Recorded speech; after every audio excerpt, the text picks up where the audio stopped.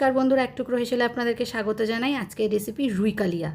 চলুন দেখা যাক কী কী লাগছে পেঁয়াজ কুচি, পেঁয়াজ বাটা, লঙ্কা বাটা, আদা জিরে বাটা, গরম মশলা বাটা, পোস্ত, চারমগজ বাটা আর রুই মাছগুলোকে ভালো করে ধুয়ে আমি নুন হলুদ মাখিয়ে রেখে দিয়েছি।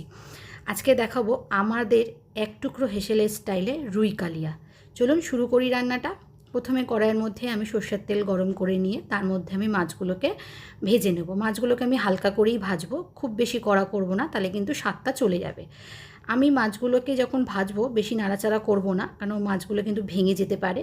দেখুন আমি কিন্তু হালকা করে আমাদের 4 টুকরো মাছ আমি এখানে ভেজে নিয়েছি। সেই তেলের মধ্যেই আমি একটা গরম মশলা মানে এলাচ ফোড়ন দেবো, তার মধ্যে দেবো একটা শুকনো লঙ্কা, গোটা জিরে আর দেবো কিছুটা চিনি। ফোড়নের গন্ধটা ভালো করে উঠে এলে তার মধ্যে আমি পেঁয়াজ কুচিটা দিয়ে দেবো। পেঁয়াজ কুচি বলতে এখানে আমি 4টে ছোটো দেখে পেঁয়াজ নিয়েছিলাম, তার মধ্যে হাফ দিয়েছি কুচো করে, হাফ দিয়েছি বেটে।